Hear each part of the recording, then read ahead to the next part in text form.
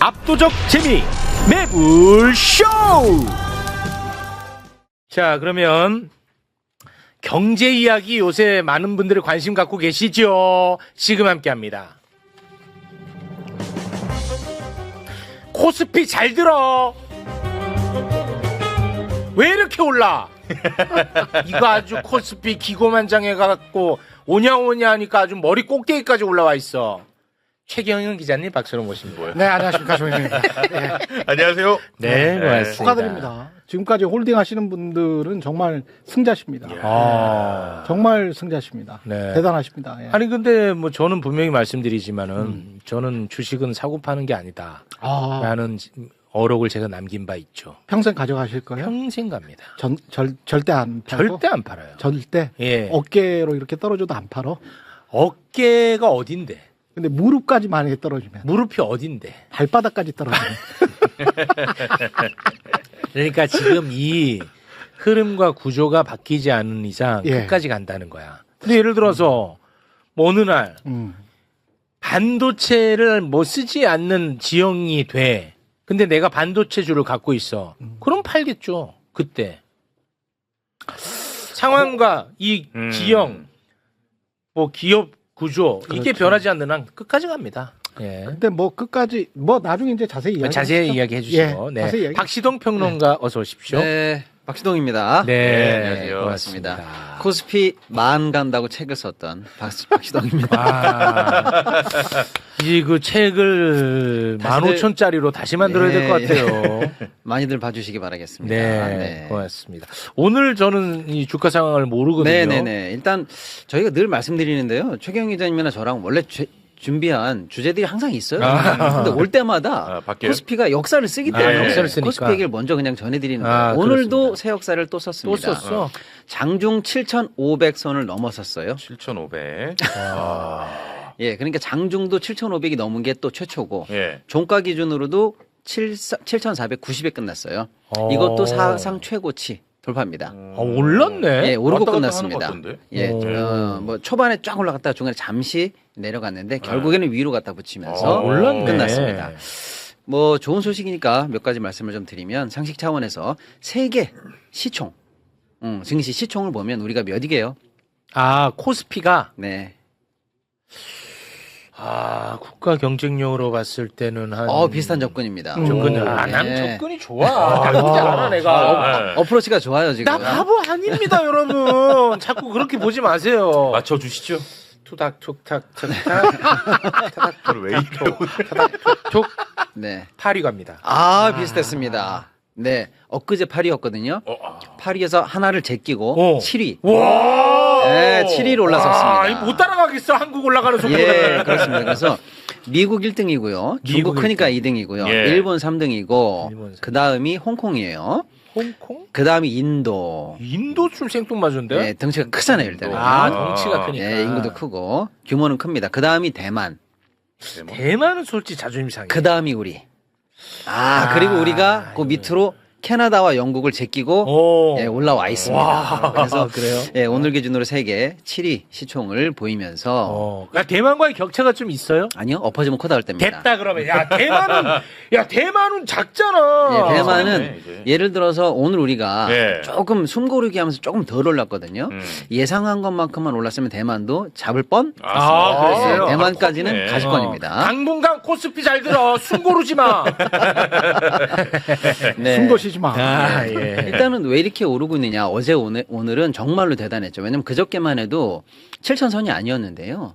이틀 만에 우리가 지금 7,000선 그리고 심지어 7,500선을 코앞에 두고 있으니까 이거 뭐 빨라도 너무 빠르기 때문에 잠깐만 좀 설명을 드린다면 궁금하네. 작년에 우리나라 증시가 세계 1위 수익률을 보였거든요. 작년이 75%, 세계 1등입니다. 1년간 75%. 1년간 75%. 이거는 거의 뭐 작전주입니다. 네. 네, 정말이에요. 정말이야. 그런데 작년에 75%였던 수익률을 어저께 달성했습니다. 연초 대비. 그러니까 작년에 1년 걸려서 기적을 만들었는데 그 대단한 수익률을 와. 4개월 하고 이틀 만에, 사실상 4개월 만에 지금 달성한 거예요. 전쟁통에 예.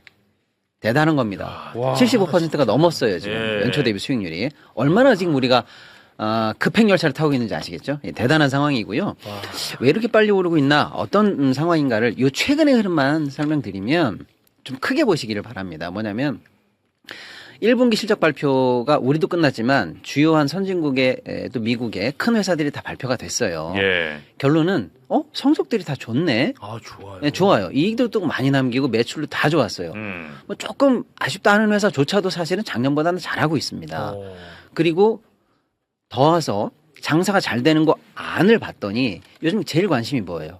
AI 돈 돼? AI 이거잖아요. 돈 돼. 뚜껑을 열어봤더니 돈 돼? 돈 됩니다. 돈 돼? 예, AI 돈 되고 데이터 센터 돈 되고 그럼 뭐야? 거칠 거 없네. 돈 더 때려 넣어라고 해서 와, 돈 돼? 투자까지도 지금 계속 늘린다는 발표를 하고 있습니다. 이게 핵심이에요. 큰 회사들의 성과가 좋고 더하기 투자를 늘린다. 그래서 올 연말까지의 이 큰 회사들, 소위 말하는 M7이라든지 이런 빅테크 회사들의 연말까지의 투자 계획이 1000조에서 1500조 사이로 지금 발표되고 있습니다. 와. 이게 왜 중요하냐? 얘네들이 집행하는 1000조나 1500조가 어디로 흘러가게 해요? 흘러 어디로 옵니까? 반도체로 오죠. 반도체 가지. 전기 전력 전선으로 갑니다. 전선으로 갑니다. 결국에는 어디로 흘러갑니까? 코스피로 흘러들어옵니다. 코스피로 흘러들어옵니다. 예, 그래서 1000조에서 1500조의 캐펙스 투자, 자본 지출이 발표가 됐고 그게 후광으로 다 우리나라로 온다. 이런 큰 흐름이 지금 바뀌고 있는 거죠.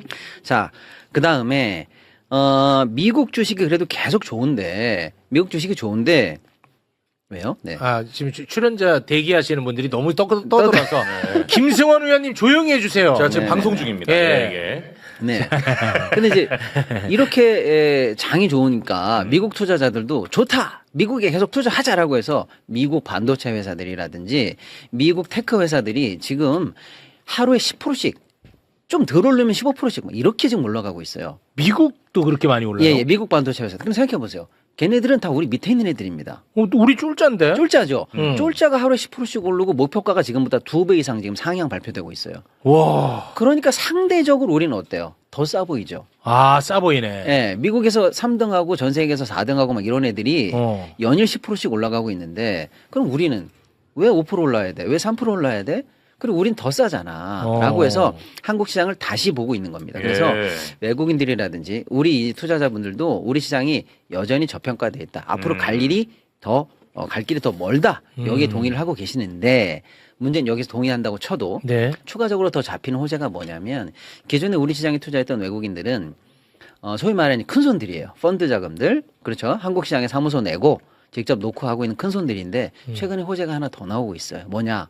미국에서 직접 우리 시장에 투자하는 길이 열렸어요. 그러니까 기관들이 아니라 우리도 지금 성학개미라고 해서 우리가 그냥 다 핸드폰으로 딱딱 해서 그냥 바로 미국 거 엔비디아, 테슬라 사버리잖아요. 네. 그렇게 미국에서도 바로 우리한테 투자할 수 있는 길이 열렸습니다. 그 원래는 그럼 어떻게 했어요? 미국 사람이 예를 들어서 삼성전자 주식 사고 싶었어. 못 사요. 아, 못 사요? 네, 못 사요. 개인이 네. 우편으로 했어야 돼요. 아, 못 샀어? 네, 못 사. 사실상 개인이 우편으로 가격을 지정해가지고 보냈어야 되니까 뭐 3주 전에 3주 후에 도착한다고 하면 그 가격이 있을 리도 없고 아. 매매가 성립이 안 되는 거예요. 아, 근데 그래서- 이제 그게 살 수 있게 됐다. 예, 그나마 미국 시장에 올라가 있는 한국에 투자하는 ETF 정도 사는 거 정도. 아, ETF 살 수 있었고. 아. 이제 미국의 스미스, 마이클이 그냥 미국 증권회사한테 주문을 넣어요. 삼성 사야 되겠다. 하이닉스 사야 되겠다. 그러면 그 주문을 우리나라 증권사가 받아서 체결해서 보내주는 방식으로 직접 투자의 길이 열렸습니다. 열렸어요. 우리나라 증권회사가 미국에 진출했다는 거예요. 아니요. 미국 아니요. 회사하고 딜을 맺어서 아. 미국 소비자가 직접 미국 증권회사에 주문을 넣고 어. 그걸 우리가 위탁으로 받아서 바로 체결해서 결과를 보내주는 그렇게 하는 방식으로 거야? 드디어 뚫렸습니다. 아, 오케이. 그러니까 한 회사가 뚫었거든요. 그러니까 나머지 회사들도 곧이어 다 뚫겠죠. 지금 한 증권회사가 뚫었거든요. 네. 그리고 야 미국 투자자만 직접 투자하냐? 유럽은, 홍콩은 그래서 그쪽도 지금 내일 모레 뚫립니다. 지금 딜이 거의 걸렸어요. 아니 근데 그동안에는 왜 안 뚫리던 게 지금 뚫려요? 우리가 관심- 잘 되니까. 별 잘 관심도 되니까. 없었고. 그거지만 예. 그동안에는 그런 게 있었어요. 이제 우리가 IMF 외환위기를 겪고 나서 외환에 대한 달러에 대한 어떤 공포심이 있잖아요.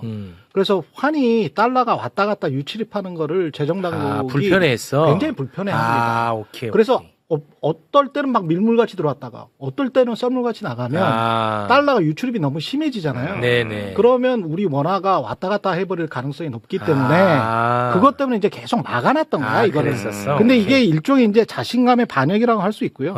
MSCI 채권 우리가 국제 지수에 편입됐잖아요. 선진국 네, 국제 지수에. WGBI라고 하는 예. 지수가 있습니다. 이게 지금 네. 채권이 편입이 됐다는 거는 채권도 그런 식으로 이제 선진국 지수에 편입이 되고 7월에 우리가 혹시 뭐 기대를 하고 있습니다. 그 코스피가 편입이 될 수가 있어요. MSCI 선진국 지수에. 이렇게 되면 이제 완전히 이제 상황이 지금 이제 미국 개인들이 이렇게 사고 팔 수 있죠. 근데 환율에 대한 자신감이 있죠. 그러면 상당히 우리가 체력이 좋아 들어올 수 있을 것 같아. 이렇게 되면 어떤 선순환이 되냐면 우리나라 환이 이제 완전히 안정이 되잖아요. 네. 원화가 안정이 되면 원화가 안정이 되면 계속 들어올 수 있지. 그러면 왜냐하면 이 사람들은 지금 원화가 사실은 1,450원, 60원 하는 게 외국에서 봤을 때도 저 나라는 제조업도 좋고 다 좋은데 왜 저렇게 원화가 약하지? 이렇게 생각을 해왔단 말이야. 근데 들어와가지고 이제 외환시장이랄지 주식시장이 탄탄하면 더 들어오잖아. 더 들어오면 한국 원화가 강세가 돼. 그러면 그 사람들이 또 팔고 나갈 때도 원화가 강세니까 그 사람들은 더블로 벌잖아요. 주식시장에서 벌고 원화에서도 벌고.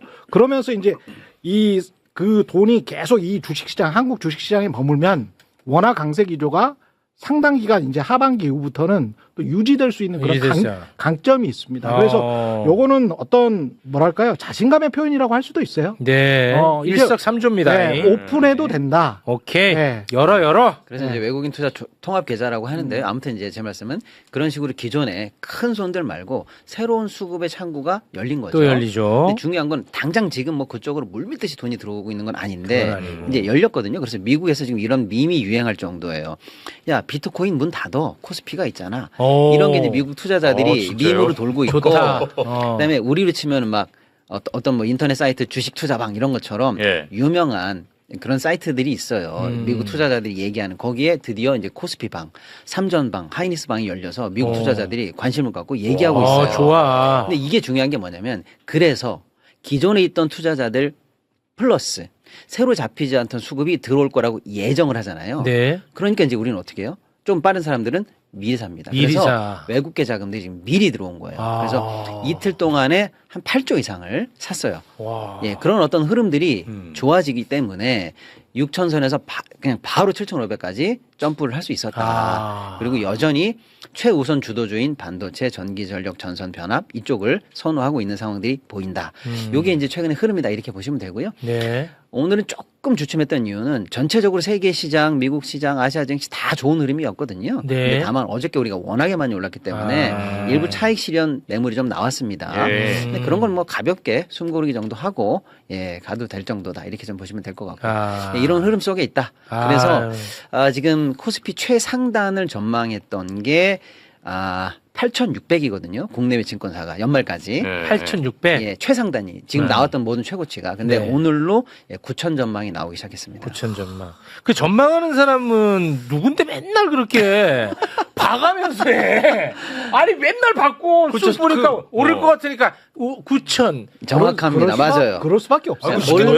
올라가면 바꿉니다. 올라가면 바꿔요. 올라가면 바꾸는 게 무슨 예측이야. 그게 영업 비밀이에요. 그러면서 3천에서 9천 간다 그러면 아무도 안 믿잖아. 아이 그래도 그게 실력이죠. 네. 아니 모르면 그냥 가만히 있으라 그래. 예측하지 말고. 그러니까 이제 숫자보다는 왜지? 이걸 보시면 되죠. 왜? 네가 봐도 이익이 계속 늘 것 같지. 네가 봐도 코스피가 저평가돼 있는 것 같지. 기존에 할인하던 할인 요소 하나를 없앴구나. 이제 더 이상 발목 잡는 요소가 없어졌다. 이런 논리적 근거를 보시면 이제 동의가 되면 그 얘기를 믿는 거지. 9천이라고 진짜 9천이냐. 너 그러다가 8,900이면 어떡할래. 뭐 이렇게까지 가는 상황은 아니고. 네. 그렇습니다. 근데 아무튼 지금 예를 들어서 미국에서 봤을 때는 우리께 좀 싸 보이는 건 맞나 보군요. 이렇게 보시면 될 것 같아요. 예를 들어서 네. 올 연초만 해도 미국장에서 이제 오르만큼 올랐으니까 미국장이 나쁘다는 건 아닌데 밖으로 나가는 흐름이 미국에 있었습니다. 해외 투자로 너무 빼자. 많이 올랐다고 생각해서. 그런 자금 집행이 좀 많이 늘었어요. 미국 내에서. 네. 그럼 걔네들이 어디로 가요? 세계에서 제일 수익 높은 데로 가야 되는 거 아니에요? 그렇겠죠. 그렇습니다. 우리나라가 최선호 시장이에요. 그래서 블랙락 리포트, 독일계 증권사들의 리포트, 유럽계 리포트 어디를 보더라도 각국의 본국이라든지 모 시장을 제외한 나머지 시장 중에서 우리가 지금 현재 세계 펀드들이 볼 때도 최선호 시장입니다. 네. 아유, 너무 좋습니다. 네. 여기서 이제 구조, 아까 그 구조를 말씀하셨는데 이 구조가 참 중요한 게 우리가 위기라고 생각했는데 이게 굉장한 호기로 왔을 수도 있다라는 생각을 점점 많은 사람들이 하고 있는 것 같아요. 미중 갈등 때문에 애플이 지금 이 인터넷 모바일 칩 중에서 가장 중요한 AP 있잖아요. AP를 계속 TSMC에서 받았었거든요. 근데 네. 인텔하고 삼성이 미국에다 공장 지어가지고 이쪽으로 한번 대볼래? 라는 그런 뉴스가 최근에 어제 이제 블룸버그에서 나왔어요. 그런 것도 이제 삼성전자랄지 이런 주식들이 이제 호재군요. 예, 굉장히 높게 올라간 이유 중에 하나인데 예. 이게 미중이 갈등을 하고 대만에 문제가 있으니까 반도체를 대만에 했다가만 전적으로 의존하는 특히 이제 시스템 반도체 쪽을 전적으로 의존하는 미국 입장에서는 자꾸 대안을 찾아야 되잖아요. 근데 그 대안이 아시아에서 지금 한국밖에 없는 거예요. 그러니까 이제 제조업 이번에도 뭐 군사적인 문제, 전쟁이나 뭐 이런 것들 봤을 때도 우리 방산이랄지 한국의 제조업이 굉장히 강한 거를 우리가 봤잖아요. 그러니까 반도체가 이제 기본적으로 저기가 거의 유일하구나. 만약에 대만이 잘못되면 유일하구나. 그다음에 이제 다른 제조업 중에서도 중국을 견제를 하고 서방 진영에서 제조업을 그래도 잘 만드는 나라가 일본, 독일, 한국밖에 없네. 근데 독일은 경제 성장률이 지금 계속 떨어지고 있고 잘 안 좋습니다. 그러면 일본은 고부가치 산업으로 많이 넘어갔고 한국은 전방위적으로 마스크부터 끝까지 다 만들잖아요. 우리는 고부가치 산업까지. 그러니까 그런 것들이 굉장히 과거에는 중국이랑 경쟁할 때는 이게 약점이었는데 지금은 진영이 나눠지면서 서방부에서는 우리가 다 팔 수 있네. 이런 이제 인식을 점점 갖기 시작하면서 다른 이제 주가들도 막 올라가는 거예요. 예. 그러니까 광물 같은 경우도 광산이나 이런 것들을 우리가 확보한 것도 별로 없지만 재련이랄지 정제랄지 이런 것들은 또 서방부에서 우리가 꽤 잘하거든요. 서방 기업들 중에서는. 예. 근데 그런 것들도 이제 한국에다 맡기면 되겠구나. 그러니까 광산 회사들 호주도 미국도 광산 회사들 라틴아메리카 남미도 마찬가지고요. 이쪽 서방부에 관련된 제조업과 관련해서는 한국이 굉장히 강한 요소들이 많다. 그러면 네. 중국이랑 차차 이별을 해나가는 거라면 한국에 굉장히 의존할 수밖에 없다. 그게 군사, 포탄, 방산, 뭐 아까 말씀드린 이제 광물 재련, 반도체, 그 다음에 이제 증권주들이 확 올랐잖아요. 이게 사실은 최태원 의장이 지난번에 여야 국회의원들 모아놓고 무슨 이제 세미나 같은 걸 했는데 네. 그때 말할 때 4가지를 말했어요. 앞으로의 세상에 관해서. 최태원이. 투자할 만한 앞으로의 이거가 국가 전략적으로. 근데 이게 JP모건의 제이미 다이먼이 올해 주주보고서에서 이야기한 말하고 거의 비슷해요. 뭐예요? 예. 돈, 반도체. 돈이라는 게 투자은행입니다. 증권사입니다. 삼성증권 해가지고 확 올라버렸잖아요. 돈, 반도체. 예, 지난해 미래에셋증권 엄청 올랐고 돈, 반도체, 에너지, 광물입니다. 에너지, 광물이. 예, 근데 그 중에서 우리가 이제 일본의 상사들은 이제 광물이랄지 에너지의 자원 같은 거를 많이 지금 발굴해 왔었고 확보해 왔기 때문에 워런 버핏 같은 사람들이 투자를 2년 전부터 막 했던 거고 지나고 나서 보니까 이 4가지로 지금 수렴하고 있는 거예요. 근데 이 4가지에 있어서의 매뉴팩처링 부분은 한국이 상당히 괜찮다. 이렇게 되다 보니까 한국의 돈 산업, 금융 산업도 같이 이제 떠버리는 거예요. 같이 떠버려. 예, 주식시장이 호황이 되면서. 예. 예. 아니 근데 좀 다른 얘기인데 그 최태원은 뭘 어떻게 알고 하이닉스를 인수했어요? 갑자기 궁금하네. 운이 좋았던 겁니다. 운이 좋았던 거예요? 예. 저희가 그 당시 기억에는 하여간 인수를 하라 그랬는데 LG 쪽에서 기분 나빠서 인수 안 했고, 예. 원래 이렇게 자를 때는 언제고 해가지고 인수 안 했고, 제 기억으로는 그렇습니다. 굉장히 좀 운이 좋았던 것 같아요. 천운을 타고난 분이에요. 아니 그 선대 회장들보다 지금 성과를 더 많이 낸 거잖아. 그 인수하는 바람에. 그렇겠죠. 예. 최태원 회장은 진짜 야 이거는 진짜 두고두고 평가받을 것 굉장히 같아. 기간 산업들을 많이 물려받았기 때문에 유공 같은 정유회사를 물려받았고 한국이동통신 같은 이 기간 인프라를 물려받아 버렸잖아요. 네. 근데 이제 거기에다 이제 반도체가 옛날에는 SK 하이닉스, 현대 하이닉스가 2만 원도 갔다가 2만 원 몇천 원짜리도 됐었잖아요.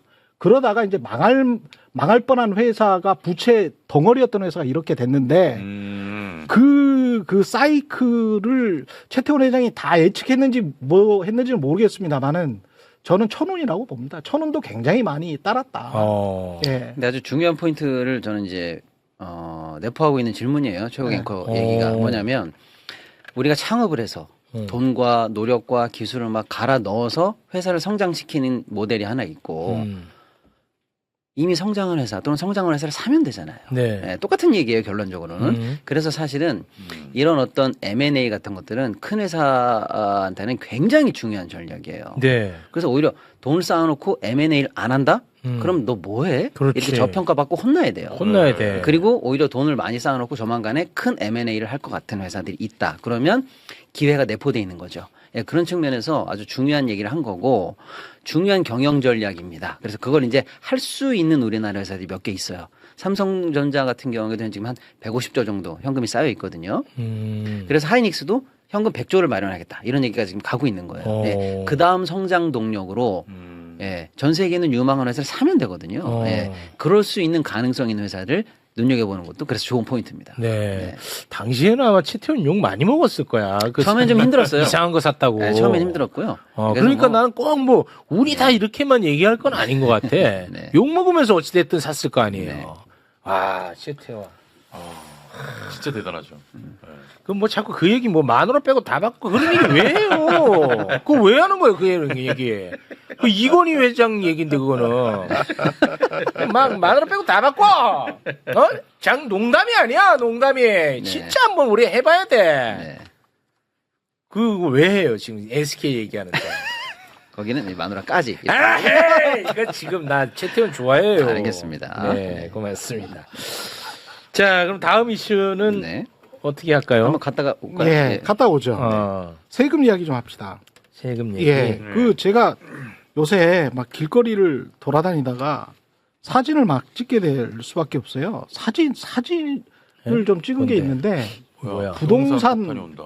여의도입니다, 저기가. 여의도인데 이 정권의 부동산 폭탄이 온다. 저것도 예. 국민의힘 같은데요? 장난치고 예, 국민의힘이잖아요. 네. 그다음에 저게 이제 강남 쪽인데 조은희 의원이에요. 저 파란색으로 세금 핵폭탄 준비 중. 핵폭탄 준비 중. 왜 저러냐? 예. 그리고 빨간색으로도 대통령은 뭐 대통령 죄는 삭제, 국민은 세금 폭탄 뭐 이런 이야기죠. 아이고.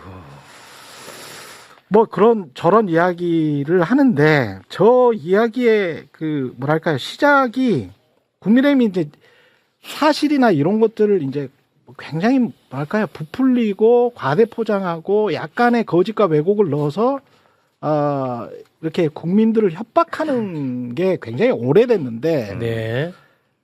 저게 핵폭탄이라는 이야기가 MBC에서 나왔던 게 2월인가 그럴 거예요. MBC 보도를 보면 헤드라인이 부동산 잡아야 세금은 핵폭탄 같은 최후 수단. 그래서 최후 수단이니까 함부로 쓰면 안 된다라고 말했거든요. 네. 대통령이 직접 함부로 쓰면 안 된다라고 말했어요. 예. 근데 똑같은 날에 똑같은 말을 듣고 동아일보는 어떻게 썼냐면 세금은 핵폭탄, 부동산 잡을 최우수단 써야 하면 써야.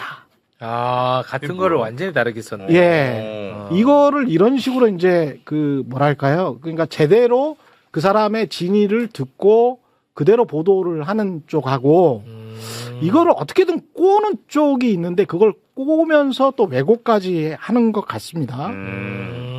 그런 거를 이제 계속 유포하는 쪽이 지금 국민의힘 쪽인데 예. 장동혁 대표가 관련해서 한 말이 있거든요. 장동희. 예.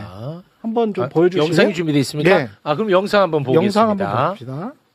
지방선거만 끝나면 진짜 지옥이 펼쳐질 것입니다. 보유세 인상으로 세금 폭탄을 맞으면 더 이상 살던 집에 살 수 없게 됩니다. 장특공 폐지에서 양도세 폭탄까지 맞으면 더 좁은 집, 낯선 동네로 쫓겨나야 합니다. 부동산세 폭탄으로 끝나지도 않습니다. 이재명 대통령이 직접 이야기한 설탕세, 지금은 안 올린다는 담배세와 주류세, 줄줄이 세금 폭탄이 지방선거 끝나기만 기다리고 있습니다. 유가 최고 가격제가 끝나면 기름값이 3,000원을 넘을 수도 있습니다.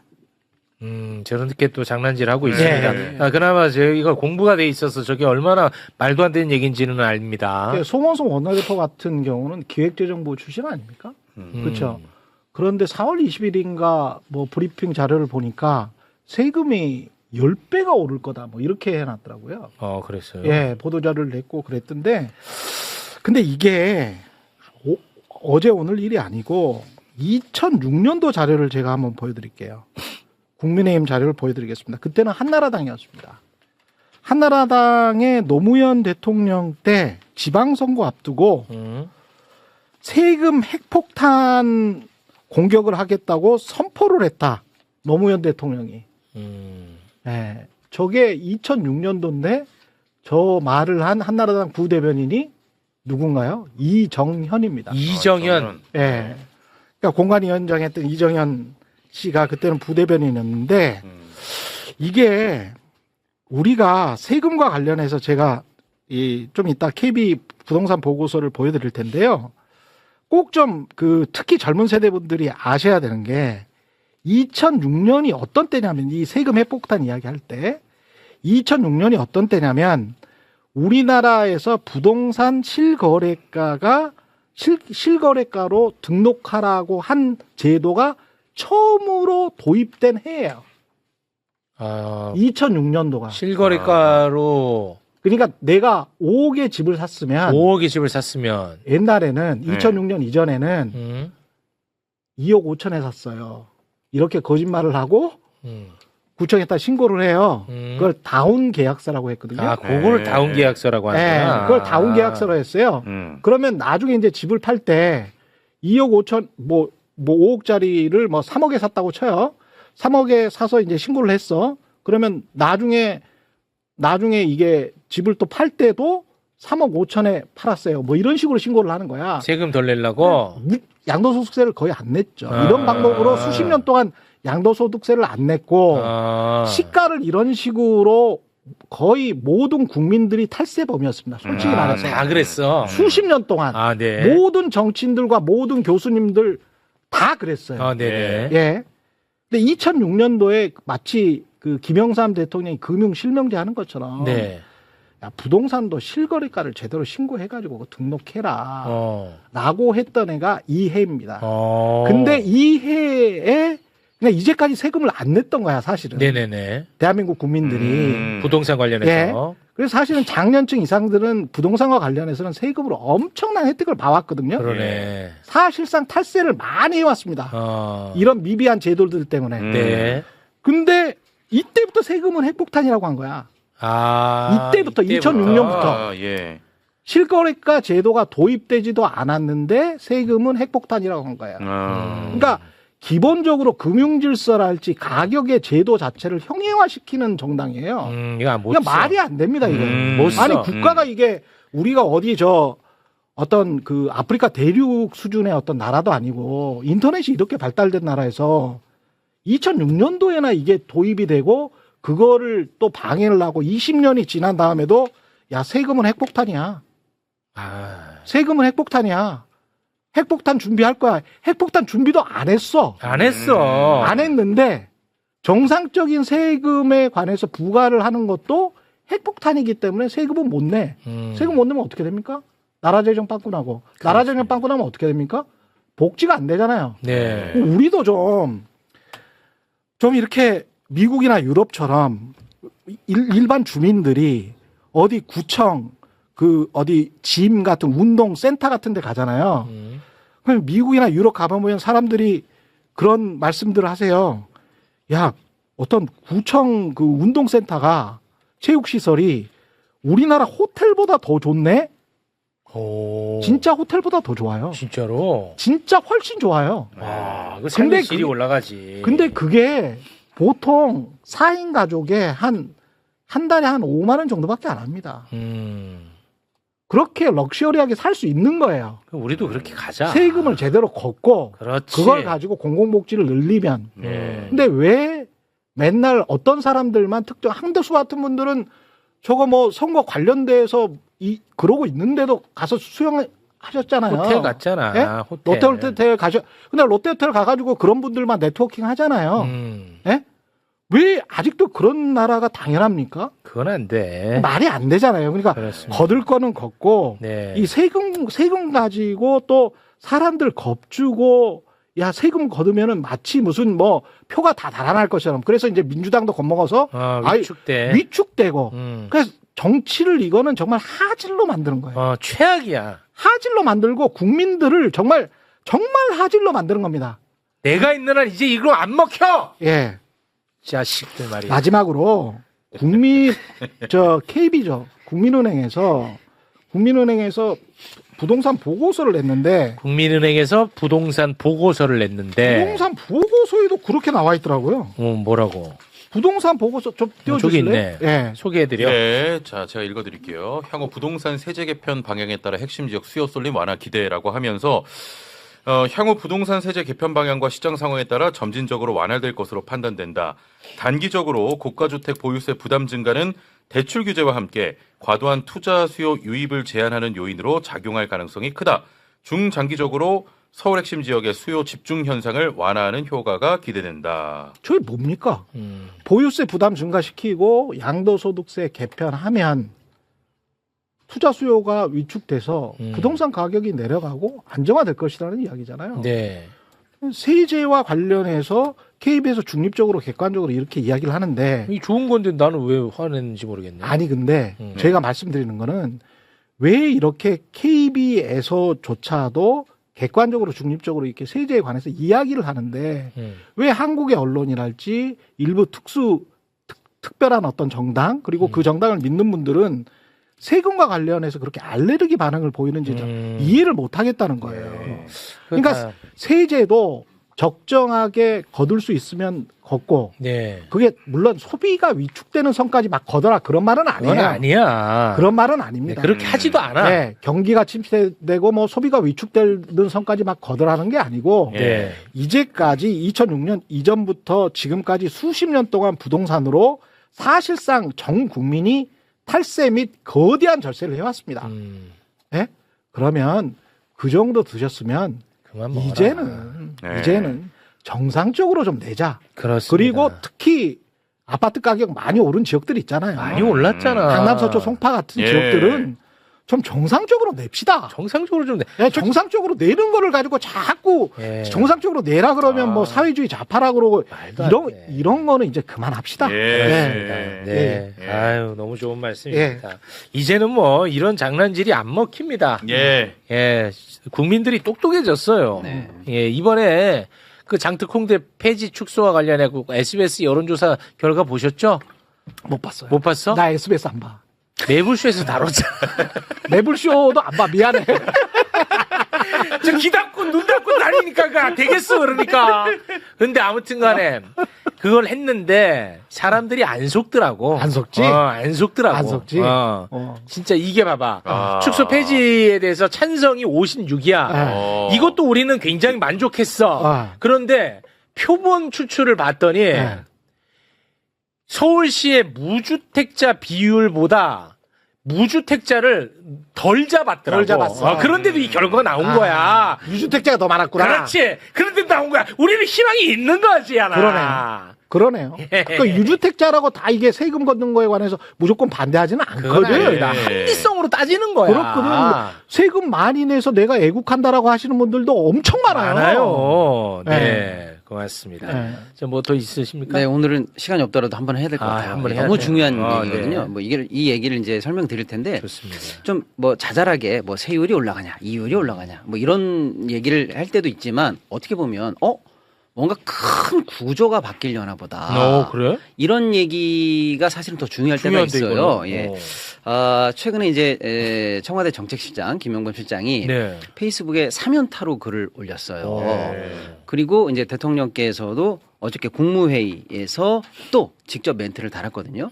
시간 없는데 영상 보고 갈까요? 그냥 아, 갈까요? 봐야죠. 네. 예, 준비가 돼 그러면은 있으면 잠깐 좀 보니까? 네네. 뭐에 대한 영상이야? 은행 금융권. 아, 금융권에 예. 대한 영상 예. 한번 보겠습니다. 우리 정책실장께서 어디 언론 기고한 건가요? 금융기관은 준공공기관이다. 페이스북에 글을 써서. 아 그래요. 잘 지적하셨던 것 같은데 제가 맨날 그 말을 길게 했는데 그걸 딱 간단히 줄여주셨습니다. 사기업들이 기술 개발하고 시장 개척해서 열심히 일해서 수출해서 돈 버는 거 하고 국가 발권력을 이용해 가지고 한국은행에서 자금 지원 받아 가지고 대출해 주면서 이자 받아 수익을 올리는, 물론 개인한테 예금 받아 하기도 하지만 그 당연히 반 이상은 공적 역할을 하는 거죠. 그래서 금융기관들이 돈 버는 게 능사다, 그게 그 금융기관의 존립 목적이다라고 생각하는 것 자체가 문제예요. 금융질서 유지를 위해서 필요한 국가 질서의 일부이기도 하잖아요. 다른 금융기관들을 못 만들게 지금 제한을 해가지고 독점 영업하고 있는 거 아닙니까? 그렇지. 네. 이 주제를 이렇게 말씀드릴게요. 이 질문을 한번 좀 해보셨어야 될 것 같아요. 왜 이토록 한국 금융은 약자에게 잔인한가? 그리고 가장 취약한 차주가 왜 가장 비싼 이자를 내야 하나? 우리가 이게 굉장히 중요한 질문인데 그동안 잊고 있었어요. 근데 이거를 지금 청와대가 얘기하기 시작했습니다. 이 배경을 좀 말씀드린다면 사실 이제 은행을 직접적으로 겨냥한 얘기인데요. IMF 전과 후에 사실 이제 이 금융업 중에서 은행 관련해서 사실은 업태가 많이 바뀌었습니다.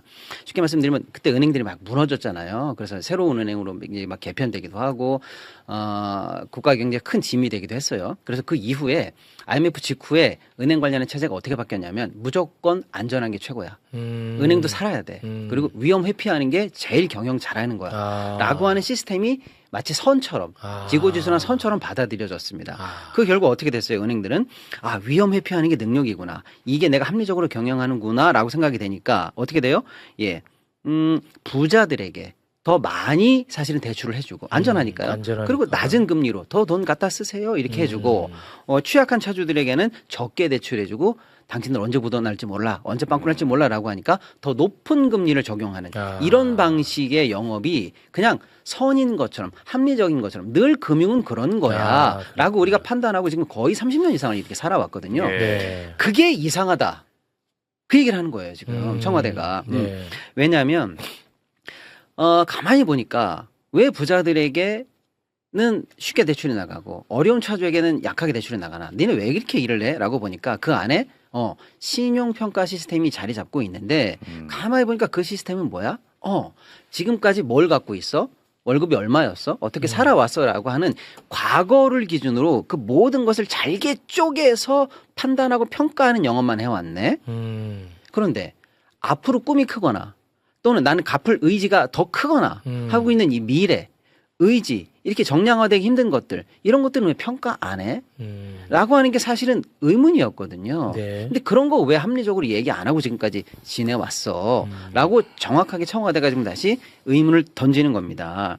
그래서 사실은 이런 은행 영업이 계속되다 보니까 지금 우리 금융이 어떻게 되고 있냐면 부자들은 쉽게 돈 빌리고 낮게 이자 내고 하니까 잘 제도권 금융 안에서 그 이익을 향유하고 있는데 취약 차주로 몰리면 몰릴수록 은행권 밖으로 밀려나는 거예요. 그래서 김용범 실장 얘기는 이겁니다. 우리 금융이 마치 가운데가 뻥 뚫린 도너츠 같다. 이렇게 얘기를 합니다. 그러네. 그러니까 가운데가 완전히 뚫려 있는 거죠. 그리고 심지어는 그 아웃사이드 바깥으로 아예 밀려나면 어떻게 되느냐. 세상에 그런 사람들이 너희들이 질끈 감으면 없는 것처럼 보이지만 사실 없는 게 아니야. 그 사람들이 어디로 가요? 금융에서 소외된다고 없어지냐고요. 돈에 대한 니즈가 없어지는 게 아니잖아요. 그러니까 사채로 가고 다른 더 안 좋은 금융 상황으로 점점 내몰리는 거 아닙니까? 사람들은 금융을 원하는데 정말 금융이 필요한 사람에겐 돈이 꽂히지 않아서 어려움에 빠져들고 있고 돈이 넘쳐나는 사람들에게는 더 큰 혜택으로 계속 돈이 돌아간 이 영업. 이거 어떻게 할 거야? 라고 하는 구조적 의문을 제기하기 시작했다라는 거예요. 네. 그래서 지금 청와대가 하고 있는 건 뭐냐? 제가 볼 땐 이런 겁니다.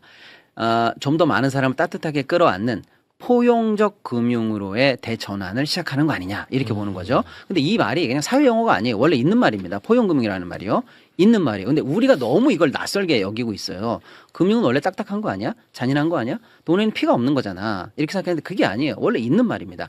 얼마나 약한 사람들이 금융에 잘 접근할 수 있는가. 네. 또 평가할 수 있는 거고 네. 거기서 얼마나 적절하게 평가받고 대출에 수월하게 접근이 가능한가 또는 활용될 수 있는가. 그다음에 만약에 뭐가 잘못됐어요. 그러면 추심 과정이라든지 이런 과정에서 재생의 기회 또는 만회할 수 있는 기회 대환의 기회 이런 것들이 얼마나 열려 있는가. 이 흐름 속에서 쭉 우리는 금융을 봤어야 되는데 그런 건 전혀 돌보지 않았다는 뜻이에요. 그래서 제가 볼 때는 시간 줘서 다른 말씀 못 드리겠는데 청와대가 근본적으로 우리의 신용평가 시스템을 겨냥한 것 같고요. 예. 그리고 포용적 금융으로의 대전환을 시작할 것 같습니다. 네. 그렇게 되면 어떻게 되는 거예요? 예를 들어 은행도 그동안에 땅 짓고 헤엄치던 이자 장사, 부자들에게 더 대출 많이 해주던 장사 말고 이제는 정밀하게 새로운 어떤 신용평가 모델도 개발해야 되겠고요. 사회적 약자라든지 금융 접근권이 어려운 사람들에게 제도적으로 더 접근이 쉬울 수 있도록 시스템을 바꿔야 되는 것 같아요. 네. 그래서 이 부분을 청와대가 단순히 말이 아니라 지금 금융이 금감원들이 후속 조치를 계속 준비하고 있다라는 발표를 하고 있습니다. 네. 시간이 없어서 짧게 말씀드립니다만 결론 차갑고 늘 냉정했던 금융에서 포용적 금융으로의 구조적 전환이 시작된 거 아닌가. 그래서 우리가 이 국민 여러분들께서 이걸 더 눈 크게 뜨고 지켜보시고 아 이게 원래 정상이었어 네. 라는 생각으로 이쪽으로 금융의 중심이 옮겨갈 수 있도록 관심을 많이 가져주셔야 될 타이밍이다 이렇게 보고요. 네. 한편으로 이제 실리적으로도 굉장히 중요한 얘기예요. 왜냐하면 지금 일단은 부동산에서 사실은 산업금융이나 자본이 이제 그 증시로 쭉 빼려고 하는 게 정부의 큰 흐름이 아니겠습니까? 그렇죠. 그러다 보면 이제 주담대라든지 기존에 있었던 대출은 총량으로 지금 묶을 수밖에 없어요. 더 늘리긴 어렵거든요. 그리고 가계부채도 너무 많아요, 우리가. 너무 많아. 그러니까 더 늘리면 가처분 소득도 많이 떨어지고 그래서 좋지 않습니다. 그런데 대출의 총량은 그대로 유지한다라는 거예요. 그리고 지금 금리는 인상기로 간다라는 게 우리가 지난주에 분석을 해드리지 않았습니까? 네. 대출 총량은 똑같아. 금리는 늘어. 그런 상황에서 이걸 딱 옥죄고 있으면 어떻게 됩니까? 서민들이나 약자에게는 더 어려운 금융 환경이 생기는 거예요. 그렇습니다. 그러니까 큰 정책 틀은 유지하되 이거에 대한 부작용으로 정작 금융이 필요한 사람들이 소외되지 않도록 해야 된다는 내실까지도 청와대가 보고 있는 거 아니냐. 네. 네, 그래서 제가 볼 때 굉장히 의미 있는 움직임이 시작됐다. 이런 네. 말씀 좀 드릴 수가 있겠습니다. 알겠습니다. 금융 낙오자가 생기면 또 그 국가의 비용이 또 투입이 돼요. 그것도. 네, 맞아요. 네, 맞아요. 이게 경제 논리로도 이게 나쁜 게 아닐 거라고 저는 생각합니다. 잘은 모르지만. 예. 네. 자, 두 분과는 여기서 빠르게 인사를 나누도록 하겠습니다. 두 분 대단히 고맙습니다. 네, 감사합니다.